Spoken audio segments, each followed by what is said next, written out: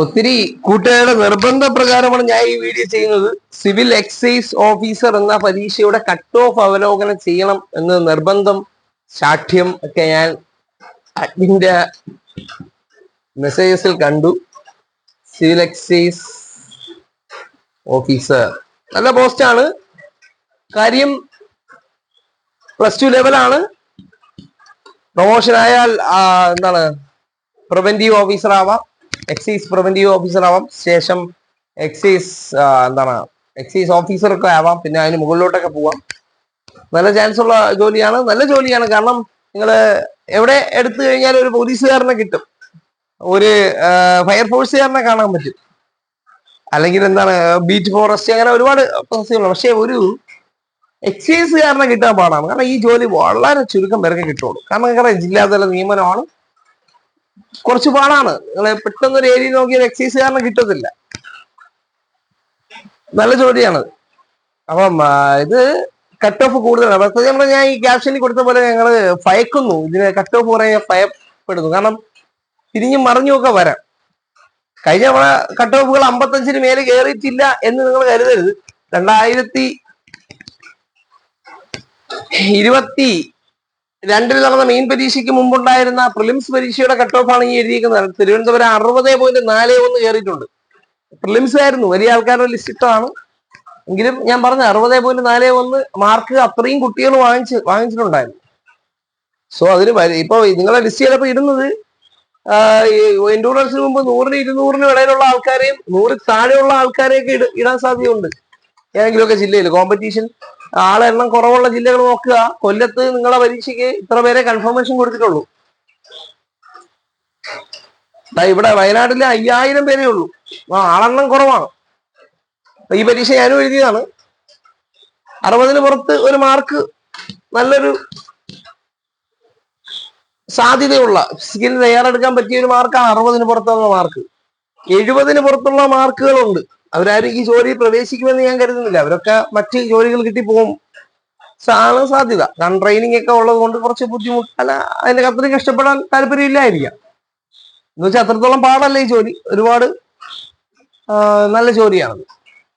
അപ്പം 70-ന് പുറത്തുള്ള ആൾക്കാരൊക്കെ ഉണ്ട് കേട്ടോ. കഴിഞ്ഞ ലിസ്റ്റിൽ ഇപ്പൊ അഡ്വൈസ് ആവാറായ ആൾക്കാർ എഴുതി വീണ്ടും 70 മാർക്ക് വാങ്ങിച്ചവരൊക്കെ ഉണ്ട്. കുറവാണ്, 70-ന് പുറത്ത് മാർക്ക് വാങ്ങിച്ചവർ കുറവാണ്. 60-ന് പുറത്തുള്ളവരൊക്കെ എന്തായാലും ലിസ്റ്റിൽ വരും. ഏത് ജില്ലയിൽ എഴുതിയാലും ലിസ്റ്റിൽ വരും. 60-ന് പുറത്തുള്ളവർ 55 ഉള്ളവർക്കും ചില ജില്ലകൾക്ക് സാധ്യതയുണ്ട്. അപ്പൊ ഞാൻ എന്റേതായ അവലോകനോട് പറയുന്നത്. അപ്പൊ ഈ താഴെയുള്ള മാർക്കുള്ളവരൊക്കെ ചിലപ്പോൾ ഡെസ്പായി പോകും. അതുകൊണ്ടാണ് ഞാൻ പറഞ്ഞത് ഭയപ്പെടേണ്ട ലിസ്റ്റാണിത്. ചിലപ്പോ ഭയപ്പെടേണ്ടത് അങ്ങനെയല്ല. കട്ട് ഓഫിനെ കുറിച്ച് നമ്മൾ ചിന്തിച്ചുകൊണ്ടിരിക്കുക, നിങ്ങൾ അടുത്ത പരീക്ഷയ്ക്ക് വേണ്ടി പഠിക്കണം ഞാൻ പറഞ്ഞത്. കാരണം ഇത് നിങ്ങൾ ചിലപ്പോൾ 20 റാങ്ക് വാങ്ങിച്ചാൽ ജോലി കിട്ടണമെന്നില്ല. ചിലപ്പോൾ 51 റാങ്ക് വാങ്ങുന്ന ജില്ലയിൽ ജോലി കിട്ടാം. അങ്ങനെയൊക്കെ ഉണ്ട്. അപ്പൊ വയനാട്ടിലൊക്കെ തന്നെ നിയമനങ്ങൾ കുറവുള്ള ഏരിയകളുണ്ട്. വയനാട്, കാസർഗോഡ്, ആലപ്പുഴയൊക്കെ നിയമനം കുറവാണ്. പത്തനംതിട്ട ചില വർഷങ്ങളിൽ നിങ്ങളുടെ ഭാഗ്യ പരീക്ഷണം പോലെ ചിലപ്പോൾ ഏറ്റവും കൂടുതൽ നിയമനം പോകുന്ന പത്തനംതിട്ടയാവാം. ഒന്നും പറയാൻ പറ്റുന്നില്ല. റിട്ടയർമെന്റ് ഒക്കെ പോലെയാണ്. ശരി, പോവാം. അപ്പൊ 20,000 പേര്, ഞാൻ എന്റേതായ കണക്കുകൾ തരാം. 20,000 പേര് എഴുതിയ പരീക്ഷയാണ് തിരുവനന്തപുരം ജില്ലയിലാണ് ഞാനും പരീക്ഷ എഴുതിയത്. മിക്ക ക്ലാസ്സിലും 60% കുട്ടികളെ ഉള്ളായിരുന്നു. 40%-ഓളം പേര് ആബ്സെന്റ് ആണ്. ഏകദേശം ഒരു 12,000 പേര് മുതൽ 13,000 പേരായിരിക്കും ഇവിടെ പരീക്ഷ എഴുതിയിട്ടുള്ളത്. അവർക്ക് വെറും 300 പേരെക്കകം ആൾക്കാരെ മതി. ഇപ്പൊ 13,000 പേരിൽ 300 പേരെ ഇടുക എന്ന് പറയുന്നത്, ആ പരീക്ഷ കുറച്ച് കാഠിന്യമൊക്കെ ഉള്ള പരീക്ഷയായിരുന്നു. ഒരു 60+ ആണ് അവിടുത്തെ ഒരു സേഫസ്റ്റ് സ്കോറായിട്ട് ഞാൻ കണക്ക് കൂട്ടുന്നത്.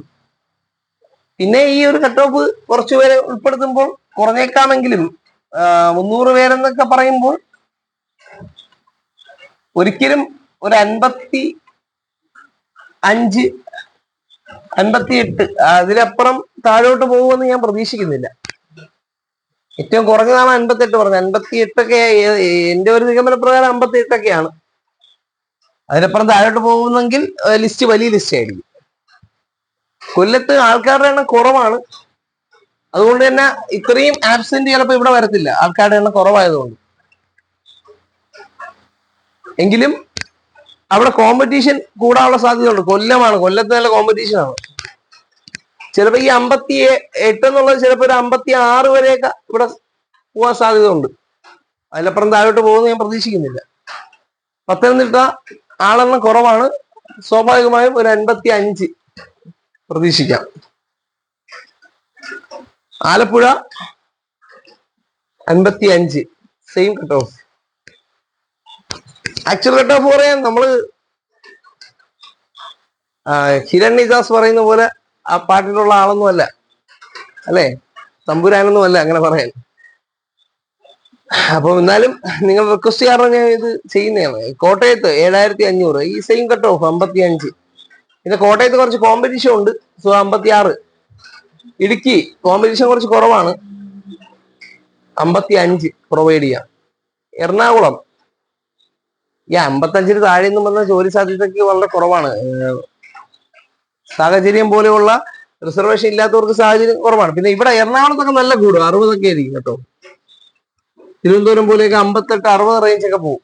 എറണാകുളത്ത് നല്ല നിയമന സാധ്യത ഒരുപാട് കഴിഞ്ഞവണ പോയി, അതുകൊണ്ട് അവിടെ കട്ട് ഓഫ് കൂടുമെന്നാണ് ഞാൻ പ്രതീക്ഷിക്കുന്നത്. ഇവിടെയും ഒരു 58 ലെവല് പ്രതീക്ഷിക്കാം. പാലക്കാട്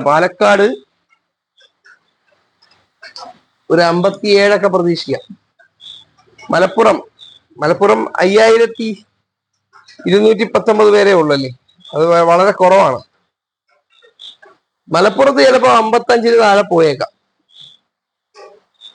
കോഴിക്കോട് 12,000 പേരാകുമ്പോൾ ഇത് പ്രിലിംസിന്റെ കട്ട് ഓഫ് ആണ് കേട്ടോ ഇവിടെ എഴുതിയിരിക്കുന്നത്. പഴയ പ്രിലിംസിന്റെ കട്ട് ഓഫ് ആണ്. ഒരു 55 പ്രതീക്ഷിക്കാം.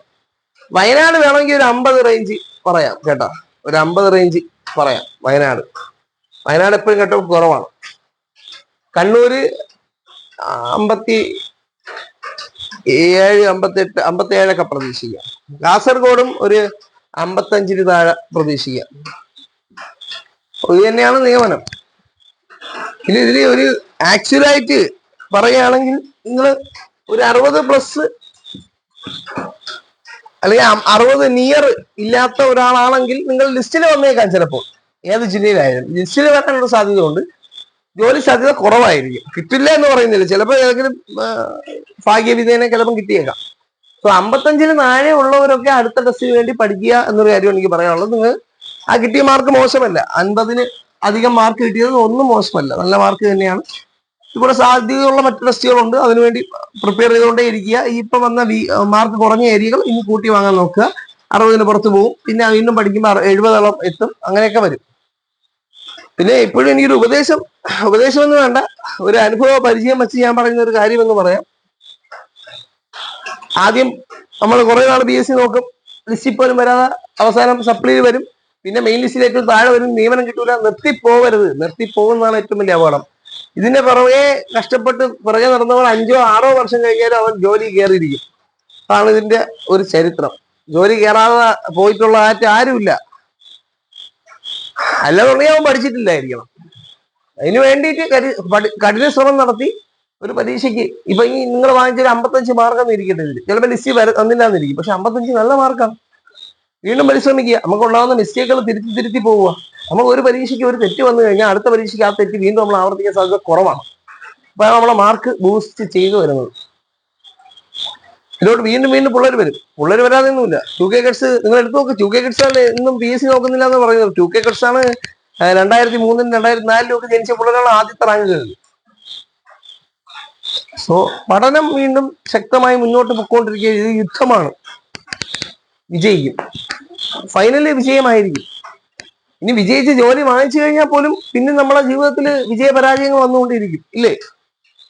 അപ്പോൾ ഈ ജീവിതം എന്ന് പറഞ്ഞാൽ ഒരു വട്ടമാണ്, ഒരു ഗോളത്തിനകത്താണ്. അതിനകത്ത് തോൽവികളും ജയങ്ങളും ഒക്കെ വന്നുകൊണ്ടിരിക്കും. ഇതിന്റെ ജീവിതത്തിൽ എപ്പോഴും വിജയങ്ങൾ മാത്രം ഒരിക്കലും സംഭവിക്കത്തില്ല, തോൽവികളും മതി. തോൽവി വിജയം, അതാണ് ഏറ്റക്കുറച്ചിലാണ് എപ്പോഴും. മനുഷ്യ ജീവിതം എന്ന് പറഞ്ഞാൽ ഒരു ഏറ്റക്കുറച്ചിലാണ് പൊക്കോണ്ടിരിക്കുന്നത്.